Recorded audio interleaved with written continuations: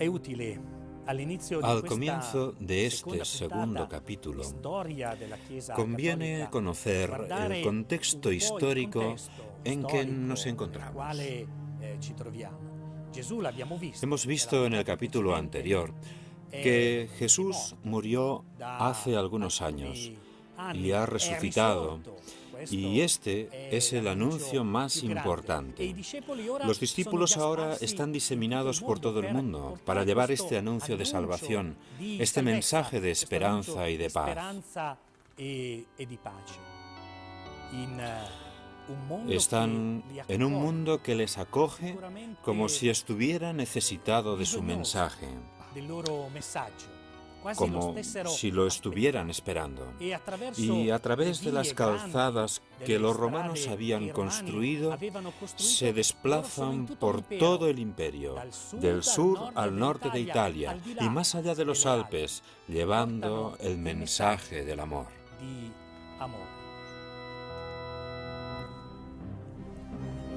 El emperador Augusto había intentado que la religión romana pagana fuese el centro de la vida del imperio. Sin embargo, el intento fracasó porque desde Oriente y sobre todo desde Egipto llegaron nuevas divinidades y con ellos los ritos ligados a Mitra, tan largamente difundidos y seguidos que muchas veces serán confundidos con la religión de los cristianos.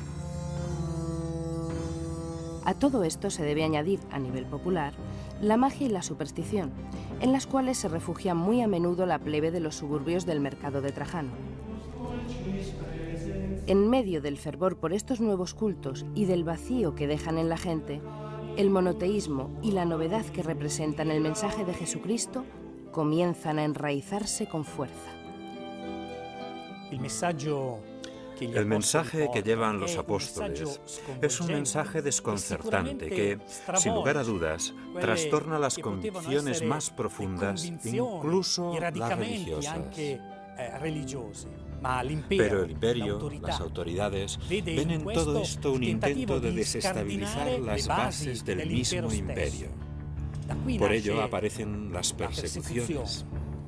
Por ello aparece el deseo de hacer desaparecer no solamente el mensaje, sino también a los hombres que llevaban el mensaje. Las comunidades de bautizados se multiplican. Damasco, Antioquía, Cesarea, Sidón, Éfeso, Corinto. Hoy, como ayer, cada bautizado está llamado a proclamar con su vida y su palabra el Evangelio. Y hoy, como ayer, en las comunidades católicas de todo el mundo hay algunas personas que tienen la responsabilidad de guiar a sus hermanos. Como aparece documentado en los Hechos de los Apóstoles y en las cartas, ya en las primeras comunidades encontramos obispos, presbíteros y diáconos. Para comprender cómo vivían estas primeras comunidades, las catacumbas son el primer lugar que debemos visitar. En ellas hay una cantidad enorme de restos arqueológicos que nos ofrecen una idea de cómo era la vida de los primeros cristianos. Los fieles ponen en común lo que poseen y, si es necesario, venden sus propios bienes para ayudar a otros hermanos. Cuando se reúnen, reviven juntos los gestos que Jesús realizó cuando estaba vivo. Y la lectura del Evangelio se convierte para todos en la fuerza y el corazón con que se alimenta y aumenta la fe de cada uno. La fe de los primeros católicos, que cobra cada vez mayor fuerza y vigor, es la misma fe en la que entrará San Pablo, el cual, de gran perseguidor de cristianos, se convierte en fiel seguidor del Evangelio de Cristo. San Pablo es una figura magnífica, una figura humana de la categoría más alta. Un hombre inteligente, un hombre orgulloso, un hombre preparado, un hombre de cultura, un hombre honesto. No era una personalidad fácil, con su orgullo de ciudadano romano. Es un hombre de convicciones religiosas, como debe ser. se sentía en su religión auténtico y quería propagarla hasta el punto de que, frente a un desafío y a un peligro, como podía serlo el cristianismo, está decidido a perseguirlo. Fue a perseguir a los cristianos.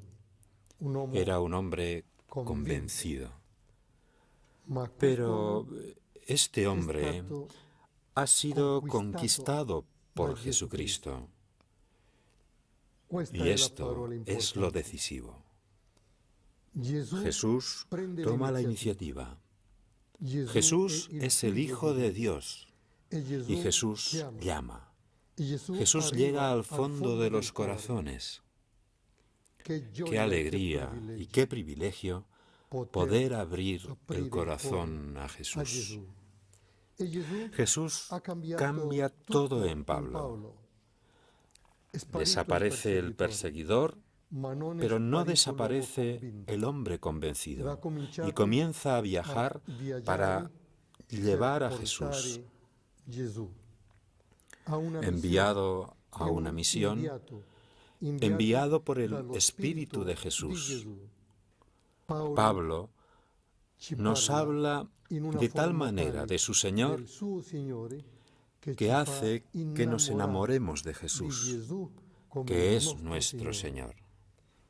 El sacerdote es insustituible porque Jesús, como en el caso de Pablo, ha tomado para sí al sacerdote, ha marcado al sacerdote y ha marcado su interior de tal manera que su acción se convierte en acción de Cristo de forma personal. Jesús lo ha ligado a sí mismo. Es insustituible porque Jesús está presente en medio de la comunidad, no como alguien que viene a hablar de Jesús, no como alguien que coge un libro y repite lo que dice el libro, no, sino como alguien consciente de que su persona ha quedado marcada. Su ser es un ser nuevo, marcado por una potencialidad y por un poder propio para actuar y trabajar como Cristo. Yo te absuelvo. Donde menos uno se lo espera, hay un sacerdote. Incluso en lo más oscuro de la ciudad habrá un sacerdote dispuesto a escuchar, a sanar. Un sacerdote que sabe, como Pablo, que ha sido poseído por Dios, conquistado por Jesús, y que sabe que debe llevar a Jesús. Es Jesús crucificado por todos los caminos del mundo. ¿Qué figura es Pablo? ¿Qué figura es el sacerdote? En las catacumbas encontramos restos de las frases que San Pablo y San Justino recuerdan en su comunión. Pablo escribe a los cristianos de Corinto: «El cáliz que bendecimos, ¿no es la comunión con la sangre de Cristo? Igualmente, el pan que partimos, ¿no es acaso la comunión con el cuerpo de Cristo?». Un siglo más tarde, Justino, filósofo y mártir, escribirá: «Este alimento nos llega con el nombre de Eucaristía, y nadie lo debe consumir sin creer en nuestra doctrina y sin vivir como Jesucristo ha ordenado». Para seguir con nuestro relato, es importante hacer una parada en una fecha concreta: el año 51 después de Cristo, fecha fundamental para la historia de los católicos. En ella tiene lugar una de las reuniones más importantes entre los primeros católicos. Es entonces cuando se va a decidir si los nuevos conversos han de circuncidarse o no. Y precisamente es dentro de la dinámica del diálogo donde los cristianos logran superar incluso las crisis internas. Logran superar también este delicado momento de su vida interna y, como nos dice San Pablo, no hay que imponer la ley de Moisés a los paganos que se conviertan, precisamente porque la conversión es el lugar donde se acoge al hermano que se acerca.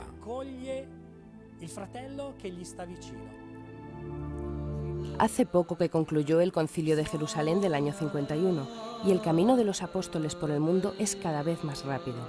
Sin embargo, casi inmediatamente comienzan las persecuciones contra los cristianos. Incluso San Pedro es arrestado en Jerusalén, pero logra huir. Y pasando por Antioquía llega a Roma, donde al final será arrestado y crucificado como Jesús. San Pedro, será sepultado donde hoy se erige la Basílica de San Pedro.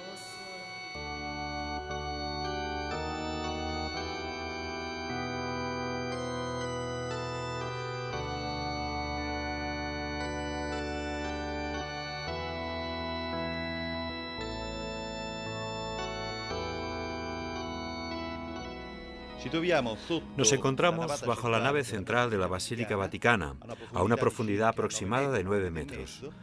Casi 9 metros y medio respecto a la estatua de bronce de San Pedro. Y estamos recorriendo un antiguo camino que conduce a la tumba del Príncipe de los Apóstoles. Un camino que hoy está en un ambiente subterráneo, pero que hace 1600 años estaba bajo la luz del sol. Dentro de estos edificios encontramos tumbas paganas y sepulturas cristianas. Son sepulturas que atestiguan la implantación del cristianismo durante los primeros siglos del imperio. Siguiendo este camino a través de la necrópolis vaticana, llegamos junto a la tumba de San Pedro. Un lugar importantísimo que se encuentra justo debajo del baldaquino de Bernini. Aquí podemos ver los restos de la construcción que se realizó en el siglo II sobre la humilde tumba de San Pedro. En el lado opuesto no se ve la pequeña columna del lado norte de la construcción del siglo II, sino el célebre y famosísimo muro de grafitis. Una pared que se conoce con ese nombre porque está literalmente cubierta por grafitis cristianos, escritos en latín, que atestiguan una gran devoción entre el final del siglo III y principios del siglo IV por la tumba de San Pedro.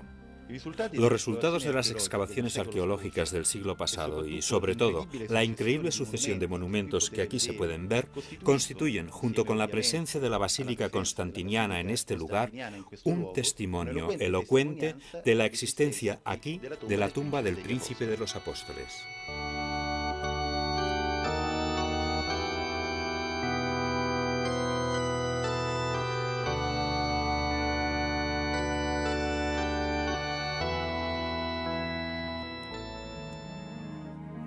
A la Roma en que San Pedro sufrió martirio, llega también San Pablo. Llega tras un largo recorrido que le ha visto como misionero por las ciudades de Asia Menor y Grecia. Antioquía de Siria, Pafo, Perge, Cesarea, Tróade, Filipos, Tesalónica, Éfeso, Rodas, Pérgamo, Atenas. De allí, sus grandes viajes misioneros prosiguen hasta Jerusalén, donde es reconocido y condenado a muerte. Encadenado, es llevado a Roma.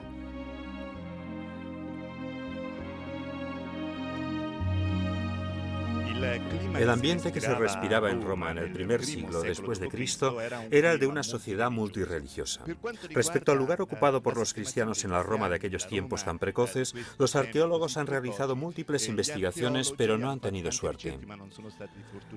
De todas formas, las fuentes son de gran ayuda. Los Hechos de los Apóstoles, las cartas paulinas y los primeros padres de la Iglesia. Los cristianos debían reunirse en las Domus Ecclesiae para la liturgia eucarística. Se trata de casas comunes, de casas de los propios cristianos ofrecidas por ellos mismos para estas primeras reuniones litúrgicas. El cristianismo entra lentamente, de manera capilar, poco a poco infiltrándose en la estructura social de su tiempo. Estamos en el año 67 después de Cristo. Pablo es apresado y traído aquí, donde hoy se encuentra la iglesia de las Tres Fuentes, para ser decapitado. Y sus restos se conservan en la Basílica de San Pablo extramuros. Jesús había dicho: «Os mando como corderos en medio de lobos. Si me han perseguido a mí, os perseguirán también a vosotros, pero si han aceptado mi palabra, aceptarán también la vuestra». Son palabras escritas hace 2000 años, pero no se puede negar que la historia de aquellos que le siguen, siglo tras siglo, está marcada por las persecuciones más atroces hasta nuestros días, con el recuerdo de los mártires en miles de santuarios repartidos por todo el mundo dedicados a ellos. El primero de esta gloriosa lista es Esteban, hombre de fe, animado por el Espíritu Santo, como está escrito en los Hechos de los Apóstoles. Desde el día del martirio de Esteban hasta el trágico verano en que arde Roma y Nerón culpa de ello a los cristianos, han transcurrido solamente 30 años. 30 años durante los cuales los apóstoles y sus discípulos, los presbíteros y los obispos de la joven iglesia han seguido anunciando el Evangelio a muchos, a pesar de la violenta hostilidad, las persecuciones, la prisión y el martirio. Como ha recordado Juan Pablo II en la memorable jornada del jubileo del año 2000 dedicada a los mártires, la sangre de estos siempre ha generado nueva fe. Y gracias a su sacrificio ha seguido creciendo a lo largo de los años el número de fieles en todo el mundo. Estamos en el año 90 aproximadamente. Jesucristo ha muerto hace 67 años. Es el final del reinado de Domiciano, que impone con virulencia el culto religioso al emperador. Justo en estos años, San Juan, evangelista y apóstol, es enviado al exilio en la isla de Patmos.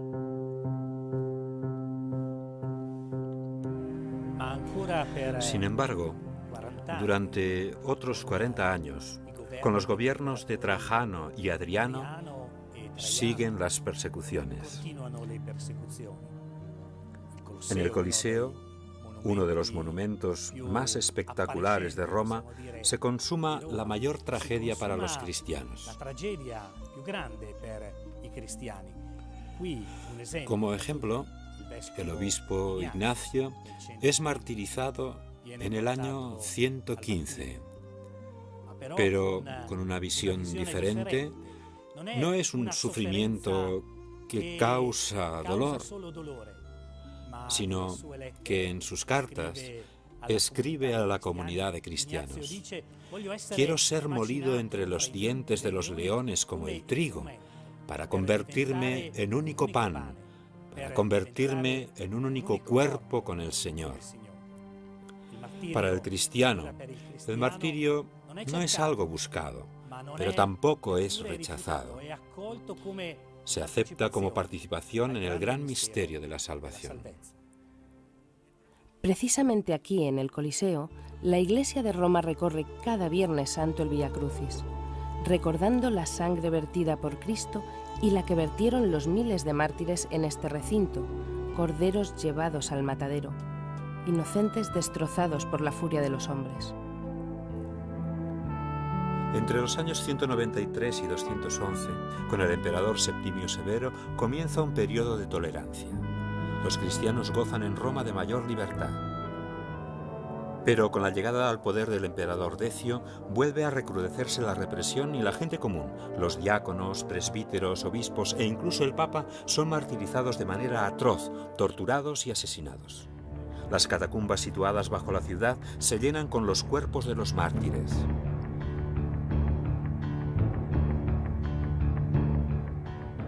Pero no solo en Roma. También en otras grandes ciudades como Alejandría, Cartago y Esmirna se persigue a los cristianos. En las mismas catacumbas que ven la muerte de miles de fieles, el Papa Sixto II es decapitado. Es el 6 de agosto del año 258.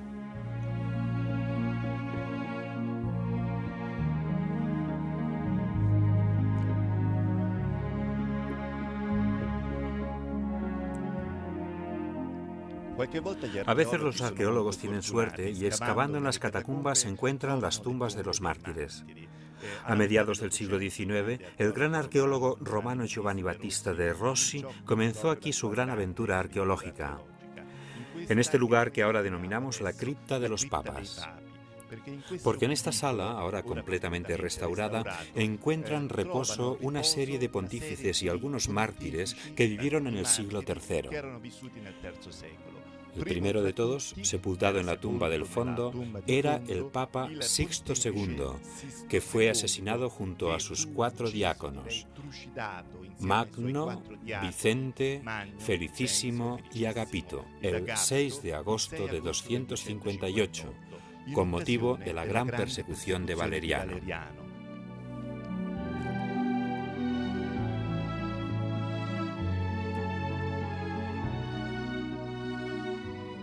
La historia de la Iglesia, tanto hoy como ayer, se alimenta continuamente con el sacrificio de sus mártires.